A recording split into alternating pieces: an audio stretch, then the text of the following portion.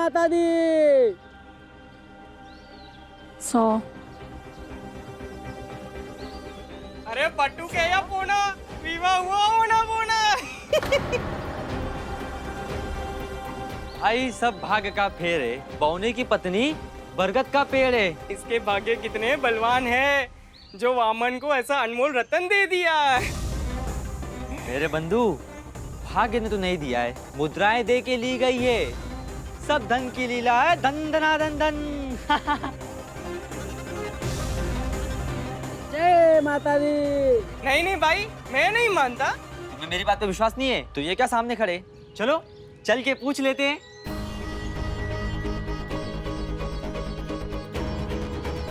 अरे ओ पट्टू, कहाँ से ढूंढी है ऐसी स्त्री? अरे तनिक हमें भी बता दो, जब तुम्हें इतनी सुंदर स्त्री मिल सकती है तो कौन सा कठिन कार्य है हमारे लिए?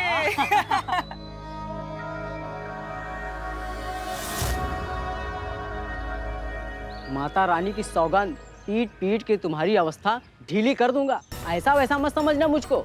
डमरू हूँ शिव जी का, बजता नहीं सबकी बजाता हूँ। मेरा उपहास उड़ाना मतलब स्वयं प्रभु का उपहास, समझे?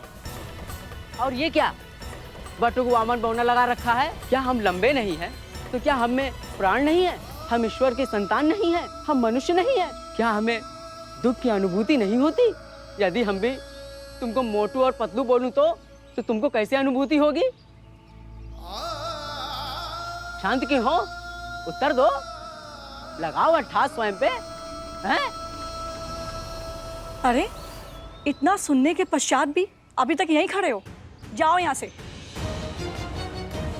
और जानते नहीं, एक स्त्री के भीतर माता रानी का वास होता है, उनकी शक्ति का वास होता है।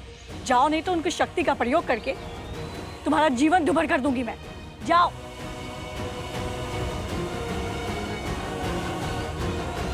लाली, तुम तो अत्यंत गुणकारी हो, संस्कारी हो।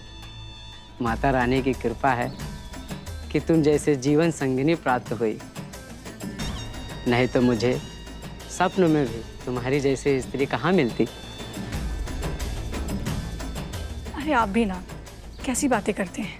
माता रानी का भक्त है, किंतु ये नहीं पता कि माता रानी के सभी संतान एक समान होते हैं।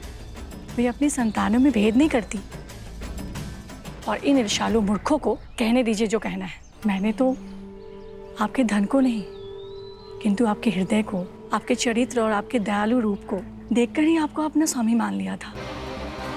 और हम पे तो माता रानी की कृपा है ना, और जिन पे उनकी कृपा होती है उनके जीवन में सब मंगल होता है। जय माता। जय माता दी। जय माता दी। जय माता दी। जय माता दी।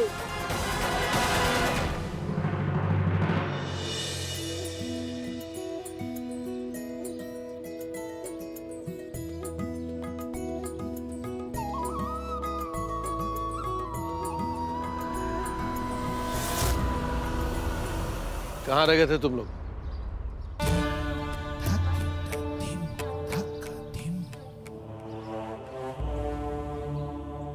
तुम दोनों को हुआ क्या है?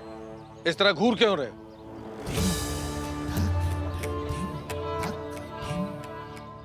मैंने प्रश्न पूछा है।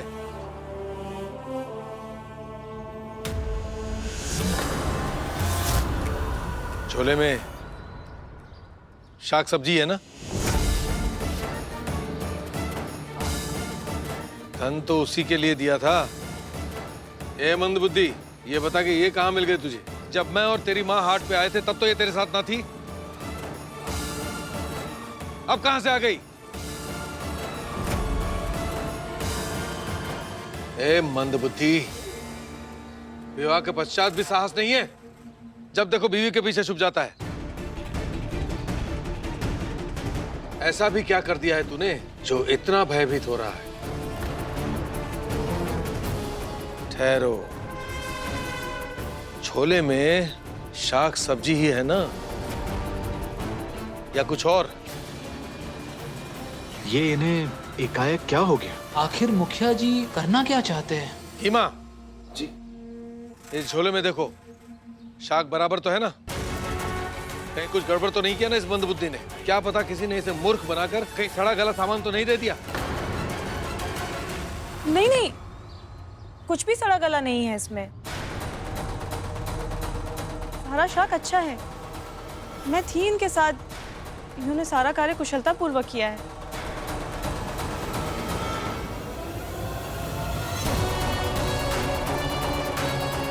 ये लड़की चुप कर। तेरे शब्दों का कोई मोल नहीं है इस घर पे। दिखा मुझे। मैंने कहा ना, चिंता की कोई आवश्यकता नहीं है।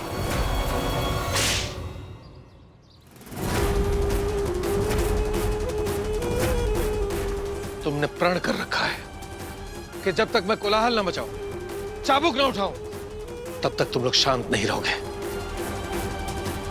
और तुम्हें क्या लगता है कि तुम्हारे इस भोलेपन के ढोंग से तुम मुझे मूर्ख बना लोगी? मुझे भी इस मंद बुद्धि की भांति समझ रखा है क्या? मैं भली भांति जानता हूं कि इस झोले में शाक सब्जी नहीं, वैष्णो देवी का मंदिर है।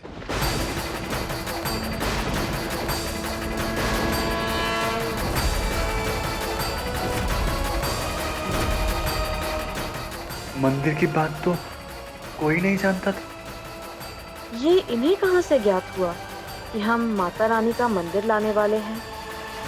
क्या इन्हें पूर्व से ही ज्ञात था? मैं देवेंद्र हूं, इस घर का भगवान हूं। तुम्हें क्या लगा मैं समझूंगा नहीं? मैं तो हाट पे इस मंद बुद्धि और ज्योति देवी का नाटक देखते ही समझ गया था कि क्या पक रहा है।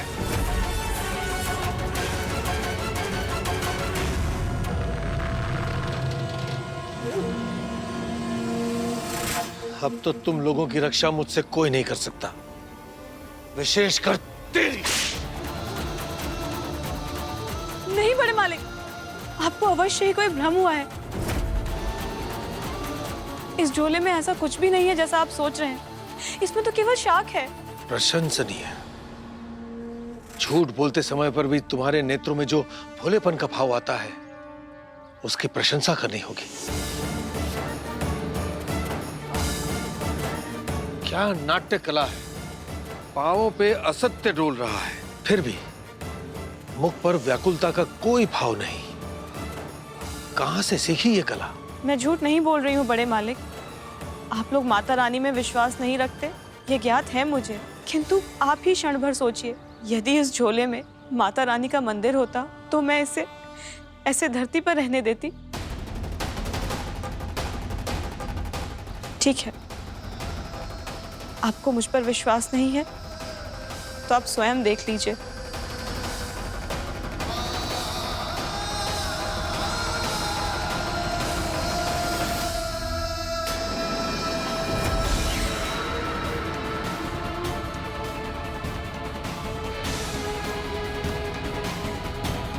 अब आपको विश्वास हो गया ना कि मैं झूठ नहीं कह रही थी? मैं तो केवल इसीलिए मना कर रही थी कि आप कभी तो माने कि आपका पुत्र भी ढंग से कार्य कर सकता है। ये कैसे हो सकता है? मंदिर के स्थान पर शाक कैसे हो सकता है?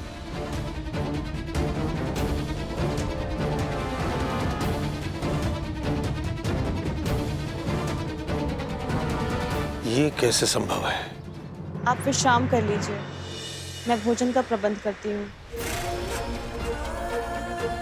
शुल्लू, मेरी बात ध्यान से सुनो। मैं इस मंदिर को अभी अपने घर नहीं ले जा सकती, इसलिए कुछ समय पश्चात तुम इस मंदिर को हमारे घर के पीछे वाले खिड़की से पहुंचा जाना, ठीक है? जी दीदी। चलिए।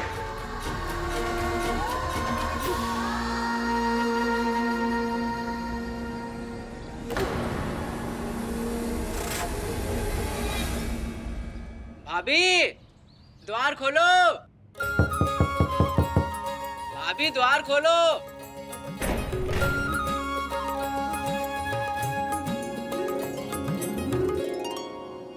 अरे डमरू,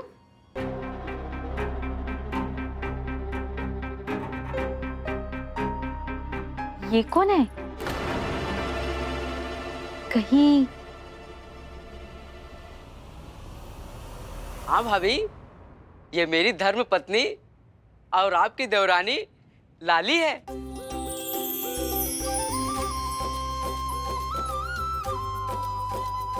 प्रणाम दीदी। डमरू, कितनी सुंदर पत्नी लेके आए हो।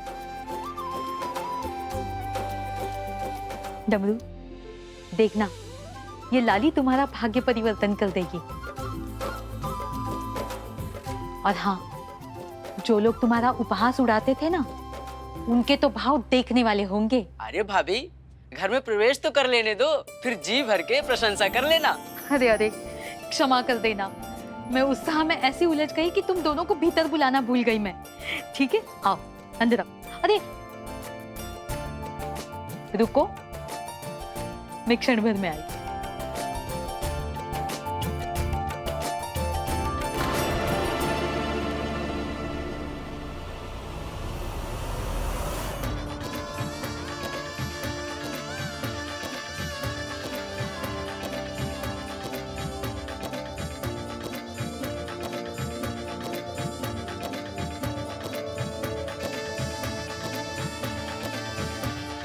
अब तुम दोनों भीतर आ सकते हो। और लाली, तुम्हें देख के तो ऐसे लग रहा है कि तुम तो डमरू को गोद में ही उठा के लेके आओगी। आ जाओ।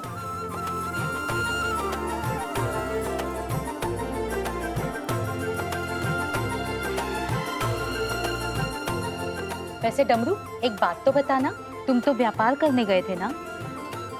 हो, ये है तुम्हारा व्यापार? वैसे इतनी सुंदर पत्नी लाए कहाँ से तुम डमरू? इसे विधि का विधान ही समझिए। लाली अपने मामा मामी के साथ ही रहती थी। माता रानी क्षमा करे, किंतु वो चरित्र के अच्छे व्यक्ति नहीं थे। लाली को सदैव कष्ट पीड़ा देते थे। बंधुआ बना के रखा था, तो मैंने ही लाली को वहां से भागने में सहायता की।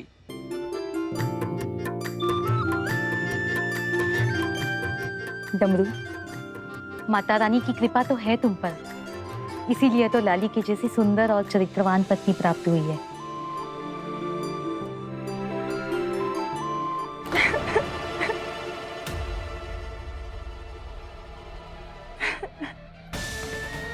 अरे क्या हुआ लाली, ये अश्रु क्यों? हाँ लाली, क्या हुआ? एकाएक रोना क्यों चालू कर दिया तुमने? पता नहीं मैंने कौन से जन्म में ऐसे पुण्य किए थे जो मुझे डमरू जी मिले। यदि आज ही नहीं होते तो पता नहीं मेरे मामा मामी मेरे साथ क्या हासिल करते। शांत हो जाओ लाली, जो किया है वो माता रानी ने ही किया है, वही सबका उद्धार करती हैं। आप उचित कहते हैं, उन्हीं की तो कृपा है, तभी तो आप जैसे पति मुझे मिला। माता रानी की भक्ति और आपका निश्चल हृदय ही पर्याप्त है मेरे लिए। और रही बात उनकी, जो आपका उपहास उड़ाते हैं, वे ईर्ष्या के कारण ये सब करते हैं, क्योंकि वो आपके जैसे बिल्कुल नहीं है ना। अच्छा, अब बहुत वार्तालाप हुआ, तुम दोनों जाके अपनी कक्ष में विश्राम कर लो। मैं मिठाई और जल का प्रबंध कर देती हूँ।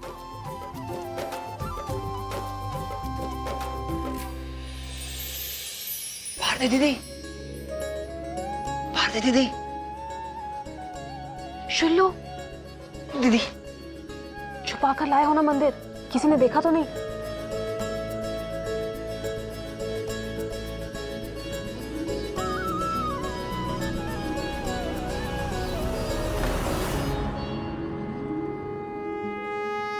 आभार शुल्लू, अब शीघ्र ही जाओ यहाँ से, इसके पूर्व कि तुम्हें यहाँ कोई देख ले।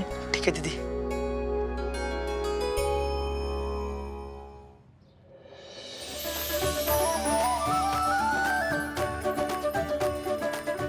अंततः माता रानी की कृपा से उनका मंदिर इस घर में आ गया। अब आप देखिएगा, अब शीघ्र ही उनकी स्थापना भी करेंगे, बड़ा आनंद आएगा। वो थाल देंगे?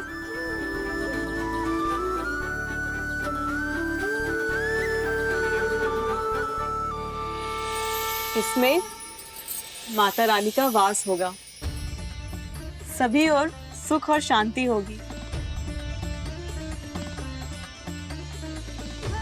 मन में तृप्ति का बोध होगा और आनंद ही आनंद होगा। उसके पश्चात क्या होगा? फिर हमारे प्रति आपका प्रेम और बढ़ेगा। फिर क्या होगा? सब कुछ मुझे थोड़ी पता है, आपको पता होगा।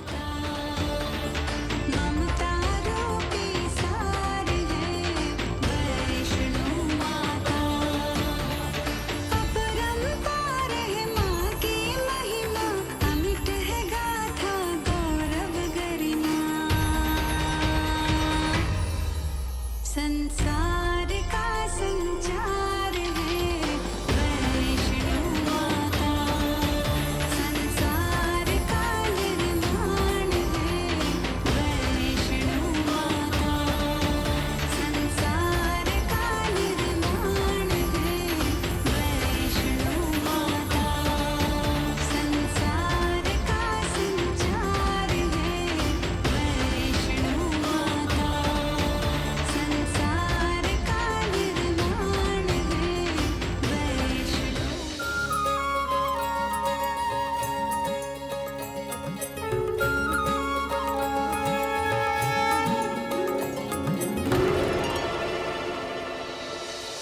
अरे माता रानी,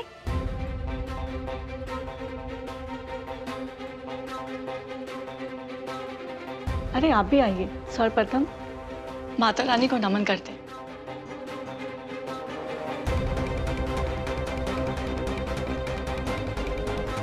हे माता रानी, हमें सदैव अपनी भक्ति का सौभाग्य दीजिएगा। हमारे समस्त परिवार की रक्षा कीजिएगा। हाँ माता रानी, सदा हमारा मार्गदर्शन कीजिएगा। हमसे इनकी सेवा में कभी कोई त्रुटि ना हो पाए। हमारा कोई भी आचरण इन्हें कभी कोई कष्ट ना पहुंचाए। जाने अनजाने में हमसे कोई भी भूल हो गई हो तो मुझे क्षमा कीजिएगा माता रानी। लाली, तनिक ध्यान रखना। क्या? माता रानी की ये छोटी सी ही मूर्ति अपने कक्ष में स्थापित कर पाया हूँ। क्या है ना, संकटा भैया मुखिया के यहाँ कार्य करते हैं, उनसे संबंधित लोग माता रानी को नहीं मानते। वो तो मैंने भाभी के समर्थन से यहाँ पर छुपा के लगाया है, अन्यथा भैया को ज्ञात हो गया तो गांव से निकाल देंगे। अभी थोड़ा विश्राम कर लो, फिर मैं तुम्हें घर दिखाता हूँ। घर देखने की क्या आवश्यकता है स्वामी? माता रानी को जो देख लिया, बस यही इनके चरणों के समीप स्थान दे दीजिए। मेरा समस्त जीवन इनकी और आपकी सेवा में व्यतीत हो जाए। तुमसे सेवा करवाऊंगा? मती मारी गई है। क्यों? माता रानी मुझे दंड देंगी। तुम यहीं ठहरो, मैं अभी आया।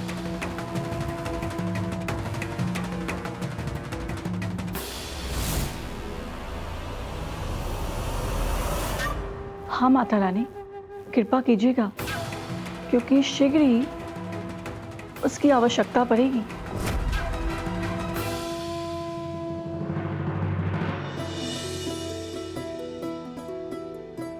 भारती,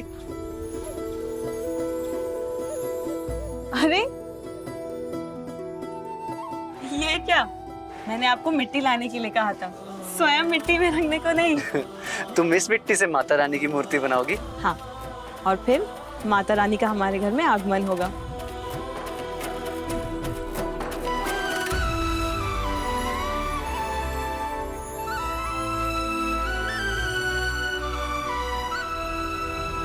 नरेंद्र, थोड़ा जल देंगे?